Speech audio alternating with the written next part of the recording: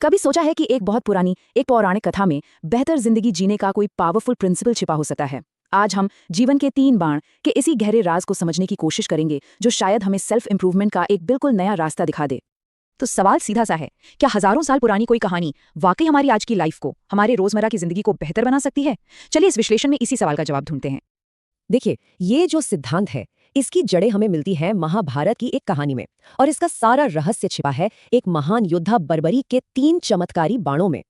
तो कहा जाता है कि बर्बरी के पास 3 ऐसे दिव्य बाण थे कि उनमें से हर एक का युद्ध में एक बहुत ही खास, एक स्ट्रेटेजिक मकसद होता था।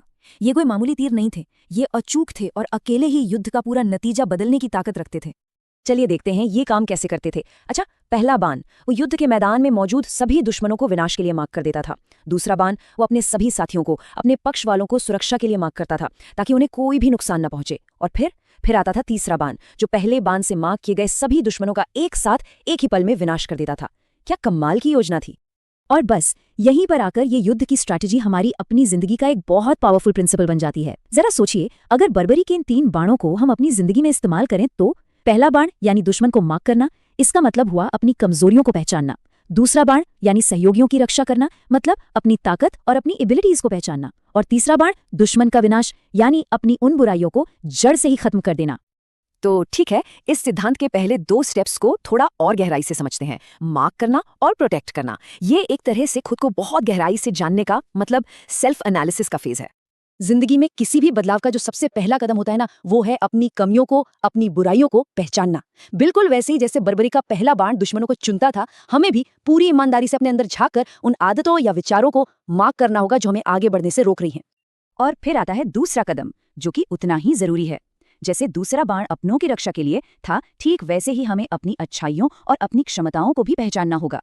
ये जानना कि हमारी असली ताकत क्या है, हमें आगे बढ़ने का कॉन्फिडेंस देता है। तो आप जब अपनी कमियों और ताकतों दोनों को पहचान लिया है, तो अब हम बढ़ते हैं सबसे डिसाइसिव स्टेप की तरफ। ये वो तीसरा बाण है जो असल में बदलाव लाता है, जो हमारे ग्रोथ का रास्ता खोलता है। और तीसरा और आखिरी कदम है अपनी उन सभी मार्क की हुई कमियों और बुराइयों को अपनी जिंदगी से निकाल बाहर करना। ये कमिटमेंट और एफर्ट का फेज है, जहां हम एक्टिव होकर उन नेगेटिव चीजों को खत्म करते हैं, ठीक वैसे ही जैसे बर्बरी का तीसरा बाण दुश्मनों का विनाश करता था। तो आखिर ये 3 बाण का सिद्धांत हमें सिखाता क्या है? असल में ये हमें जिंदगी के एक बहुत ही सरल लेकिन बहुत ही गहरे नियम तक ले जाता है। ये सिर्फ अपनी बुराइयों को हटाने के बारे में नहीं है, बल्कि ऐसा करके अपनी अच्छाइयों को फलने फूलने के लिए जगह देने के बारे में है।